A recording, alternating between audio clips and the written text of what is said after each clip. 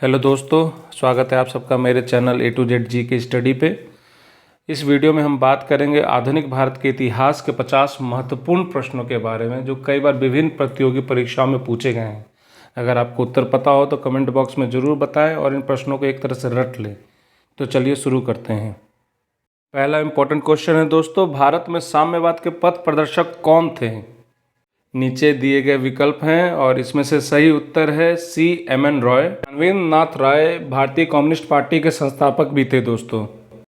दूसरा प्रश्न है, भारत की आज़ादी के बाद राज्यों के विलय के दौरान किस राज्य के शासक के फरमान को भारत सरकार ने संदेहपूर्ण वैधता का कानूनी दावा कहकर नकार दिया था? इस प्रश्न का सही उत्तर है B. हैदराबाद के निजाम के फरमान को। हैदराबाद का विलय ऑपरेशन पोलो के बाद हुआ था। तीसरा इंपॉर्टेंट क्वेश्चन है, भारतीय राष्ट्रीय कांग्रेस के पहले ब्रिटिश अध्यक्ष कौन थे? इस प्रश्न का सही उत्तर है B. George Yule. उनको 1888 के इलाहाबाद अधिवेशन में कांग्रेस का अध्यक्ष चुना गया था। चौथा प्रश्न है, असहयोग आंदोलन निम्नलिखित में से किस कारण से वापस लिया गया था? इस प्रश्न का सही उत्तर है B. चौरी चौरा की घटना के बाद। ये घटना दोस्तों 5 फरवरी 1922 को गोरखपुर में घटित हुआ था, जिसमें 22 पुलिसकर्मियों की मौत हो गई थी। पांचवा प्रश्न है, 1857 के विद्रोह के शुरुआती संकेत किस प्रांत में दृश्यमान हुए थे? इस प्रश्न का सही उत्तर है D. बंगाल, बिहार और उड़ीसा में। यह आंदोलन मुख्य रूप से सिपाहियों द्वारा शुरू किया गया था दोस्तों और इसकी शुरुआत 10 मई 1857 को मेरठ से हुई थी। छठा इंपॉर्टेंट क्वेश्चन है, जलियांवाला बाग हत्याकांड का प्रमुख कारण क्या था? इस प्रश्न का सही उत्तर है B. रॉलेट एक्ट के विरोध में। घटना दोस्तों 13 अप्रैल 1919 को अमृतसर में घटी थी। सातवां प्रश्न है दोस्तों, भारत विभाजन के विरोध में 3 जुलाई 1947 को किसने काला दिवस के रूप में मनाया था? इस प्रश्न का सही उत्तर है दोस्तों C. हिंदू महासभा। हिंदू महासभा की स्थापना 1915 में मदन मोहन मालवीय ने की थी। आठवां प्रश्न है, गदर जर्नल सबसे पहले किस भाषा में प्रकाशित हुई थी? इस प्रश्न का सही उत्तर है A. उर्दू। गदर पत्रिका का प्रकाशन 1913 में उर्दू भाषा में शुरू हुआ था। नौवां प्रश्न है, स्वतंत्रता के समय भारतीय राष्ट्रीय कांग्रेस के अध्यक्ष कौन थे? इस प्रश्न का सही उत्तर है B. J.B. कृपलानी। उनका पूरा नाम था जीवंत राम भगवान दास कृपलानी। अगला प्रश्न है, लॉर्ड रिपन ने हंटर आयोग का गठन किस लिए किया था? इसका सही उत्तर है B. भारत में शिक्षा के सुधार के लिए। इसका गठन 3 फरवरी 1882 को सर विलियम हंटर की अध्यक्षता में हुई थी। अगला प्रश्न है, महात्मा गांधी को राष्ट्रपिता की उपाधि किसने दी थी? इस प्रश्न का सही उत्तर है A. सुभाष चंद्र बोस ने। उन्होंने ही सबसे पहले महात्मा गांधी को राष्ट्रपिता कहकर संबोधित किया था। अगला प्रश्न है, विजय लक्ष्मी पंडित संयुक्त राष्ट्र महासभा की पहली महिला अध्यक्ष कब बनी? इसका सही उत्तर है C. 1953। वो संयुक्त राष्ट्र महासभा की 8वीं अध्यक्ष थीं और पहली महिला अध्यक्ष थीं। इसको जरूर से जरूर याद कर ले दोस्तों। अगला प्रश्न है, कांग्रेस की अध्यक्षता करने वाली पहली भारतीय महिला कौन थीं? इस प्रश्न का सही उत्तर है A. सरोजनी नायडू। 1925 के कानपुर अधिवेशन में कांग्रेस की अध्यक्षता मिली थी दोस्तों। अगला प्रश्न है, भारतीय राष्ट्रीय कांग्रेस का 1896 का अधिवेशन निम्नलिखित में से किस लिए विख्यात है? इस प्रश्न का सही उत्तर है पहली बार राष्ट्रीय गीत गाया गया था वहाँ पे दोस्तों। हमारा राष्ट्रीय गीत वंदे मातरम है और इसे बंकिम चंद्र चटर्जी द्वारा लिखित उपन्यास आनंद मठ से लिया गया है। 1937 तक भारत का राष्ट्रीय गान भी रहा था ये दोस्तों।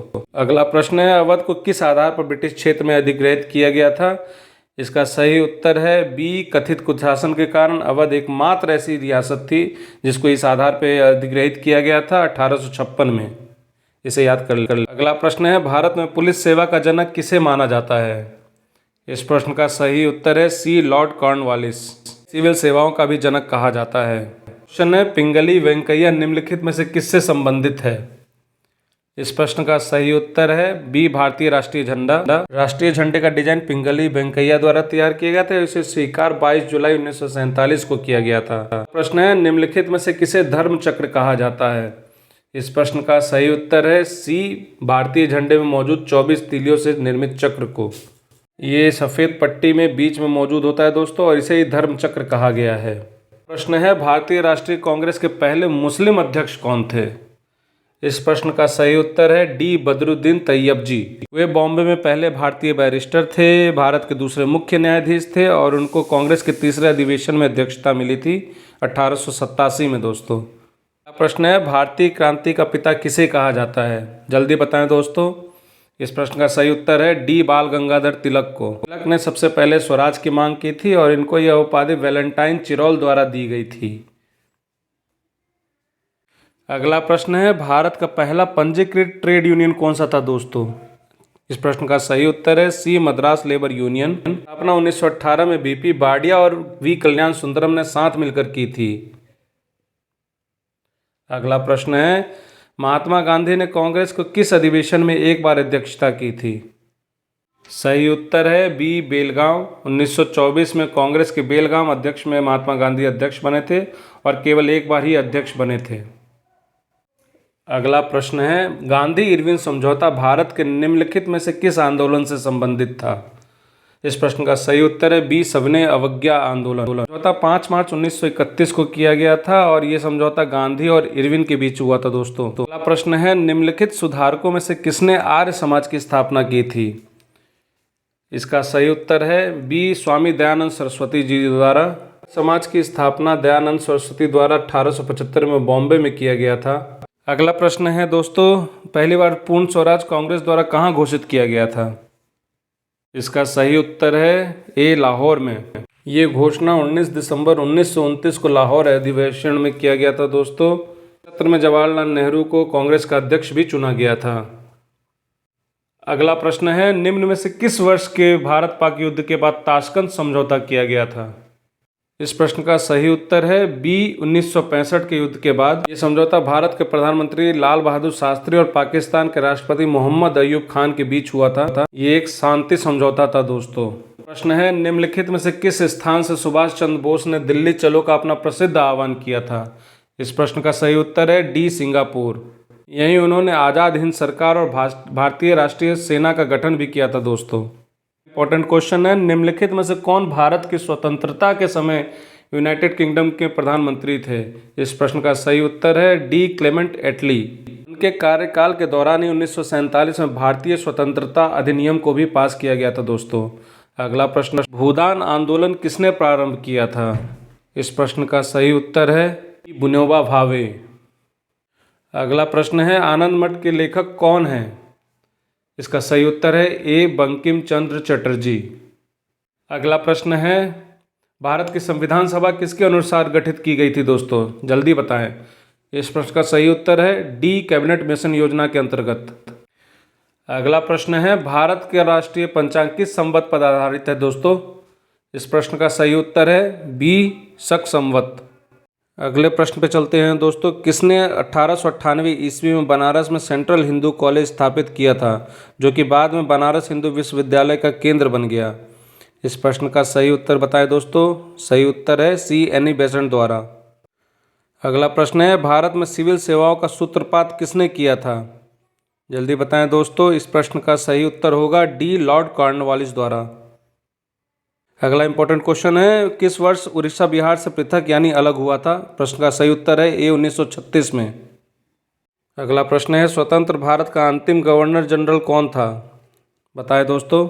सी राजा गोपालचारी ही इसका सही उत्तर होगा। बहुत ही महत्वपूर्ण प्रश्न है दोस्तों। निम्नलिखित विद्रोहों में से किसको बंकिम चंद्र चटर्जी ने अपने उपन्यास आनंद मठ में उल्लेख करके प्रसिद्ध किया था। सही उत्तर है सी सन्यासी विद्रोह को। अगले प्रश्न पे चलते हैं दोस्तों। भारत के विभाजन को टालने का अंतिम अवसर कब समाप्त हो गया था। इस प्रश्न का सही उत्तर है ए कैबिनेट मिशन को अस्वीकार करने के साथ ही समाप्त हो गया था दोस्तों। इसी से जुड़ा अगला प्रश्न है दोस्तों। कांग्रेस के निम्नलिखित नेताओं में से कौन एक कैबिनेट मिशन योजना के पक्ष में पूरी तरह से था। इस प्रश्न का सही उत्तर है सी सरदार पटेल। अगला प्रश्न है लॉर्ड मैकाले का संबंध किससे है, यह आप जानते होंगे दोस्तों। इस प्रश्न का सही उत्तर है डी अंग्रेजी शिक्षा से।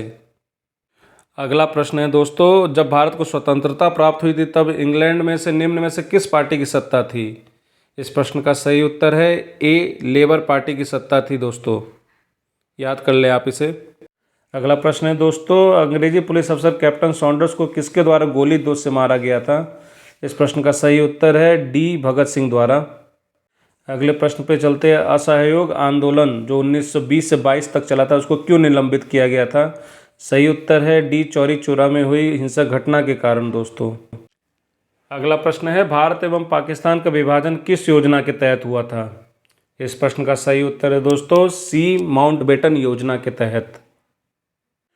अगला प्रश्न है, निम्नलिखित आंदोलन में किसमें महात्मा गांधी ने भूख हड़ताल को एक हथियार के रूप में पहली बार प्रयोग किया था? सही उत्तर बताएं दोस्तों। सही उत्तर होगा सी, 1918 का अहमदाबाद मिल मजदूर हड़ताल में। अगला प्रश्न है, भारत की आज़ादी के समय कांग्रेस के अध्यक्ष कौन थे? इस प्रश्न का सही उत्तर होगा बी, जीबी कृपलानी। अगले प्रश्न पे चलते हैं। भारत एवं पाकिस्तान के बीच सीमांकन किसने किया था? सही उत्तर क्या होगा दोस्तों? सही उत्तर है सर सिरिल रैडक्लिफ द्वारा। अगले प्रश्न पे चलते हैं। ब्रिटिश सरकार ने महात्मा गांधी को जो उपाधि दी थी और जिसे उन्हें असहयोग आंदोलन में वापस कर दिया वो क्या था? इस प्रश्न का सही उत्तर है एक, केसरे हिंद। अगला इंपॉर्टेंट क्वेश्चन है दोस्तों, भारतीय राष्ट्रीय आंदोलन के 1905 से 1917 की अवधि को किससे जाना जाता है? इस प्रश्न का सही उत्तर है उग्रवादी चरण के रूप में जाना जाता है। अंतिम प्रश्न है दोस्तों, किस गवर्नर जनरल ने 1911 में भारत की राजधानी को कोलकाता से दिल्ली स्थानांतरित करने की घोषणा की थी या ट्रांसफ़र करने की घोषणा की थी? सही उत्तर है डी, लॉर्ड हार्डिंग द्वारा। तो दोस्तों आई होप आपको पूछे गए प्रश्न काफ़ी अच्छे लगे होंगे और ये वीडियो काफ़ी अच्छा लगा होगा। प्लीज़ चैनल को सब्सक्राइब करें और बने रहे ऐसे ही महत्वपूर्ण और जानकारी भरे वीडियोज़ के लिए जो आपको अपने प्रतियोगी परीक्षाओं में काफ़ी मदद करेंगे। धन्यवाद।